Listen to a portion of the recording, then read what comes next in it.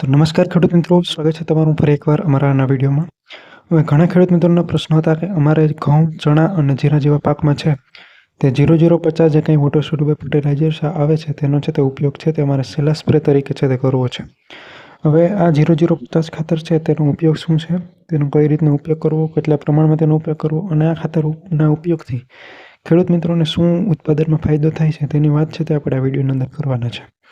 આ સાથે જો તમે અમારી ચેનલમાં નવા હોય અને ચેનલને હજુ સુધી સબસ્ક્રાઇબ ન કરી હોય તો ચેનલને સબસ્ક્રાઇબ કરવાનું, વિડીયોને લાઇક કરી અને બીજા ખેડૂત મિત્રોને છે તે શેર કરવાનું પણ ના ભૂલતા. સૌપ્રથમ આપણે જો બેઝિક માહિતી મેળવીએ આ ખાતર વિશે તો 0050 એટલે કે એમાં 0% નાઇટ્રોજન હશે, 0% છે તે ફોસ્ફરસ હશે અને 50% જેટલું છે તે પોટાશનો છે તે ભાગ રહેલો હોય છે. હવે આ જે કાંઈ ફર્ટિલાઇઝર છે તે સામાન્ય રીતે કોઈપણ પાકમાં સ્પ્રે દ્વારા છે તે આપી શકાય છે.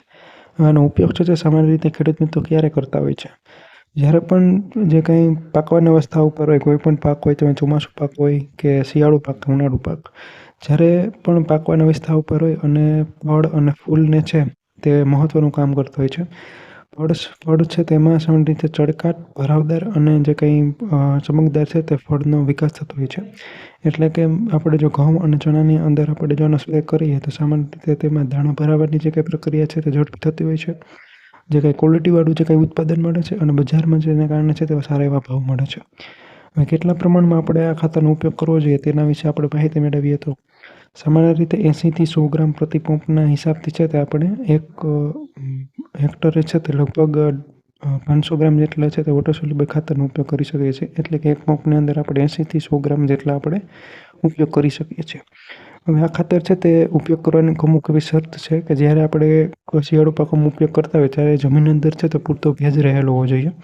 જો પૂરતો ભેજ ના હોય તો સામાન્ય રીતે જે કંઈ વિકાસની ગતિ છે તે ધીમી થાય છે અને છેવટે જે કંઈ ખાતરનો છે તે સારો એવો ઉપયોગ થતો નથી. ખાતરનો ઉપયોગ સમયે ખેડૂત મિત્રોએ ધ્યાન રાખવું જોઈએ કે જમીનની અંદર પૂરતો છે તે ભેજ હોવો જોઈએ, ખાસ કરીને ઘઉં જેવા પાકોમાં જેમાં વધુ પાણીની જરૂર હોય.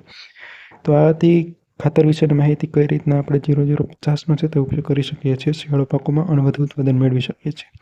આવી જ ખેતી લગતી માહિતી માટે છે તે ચેનલને સબસ્ક્રાઇબ કરવાનું, બીજા ખેડૂત મિત્રોને આ વિડીયો શેર કરવાનું અને વિડીયો પસંદ આવ્યો હોય તો વિડીયોને લાઇક કરી ચેનલને સબસ્ક્રાઇબ કરવાનું ના ભૂલતા. આભાર.